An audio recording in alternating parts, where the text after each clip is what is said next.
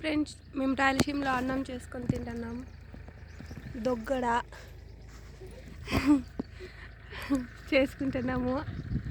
చిడువ గుట్లలో చెట్లలో మా చేను కాడ చేసుకుంటున్నాము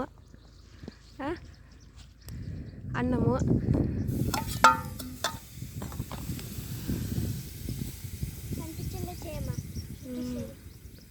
చూడండి ఫ్రెండ్స్, అన్నం చేస్తున్నా నేను.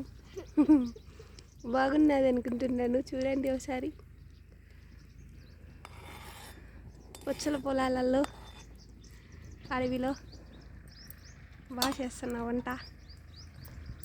దొగ్గడ వేడి వేడి అన్నం బాగుంటుంది కదా.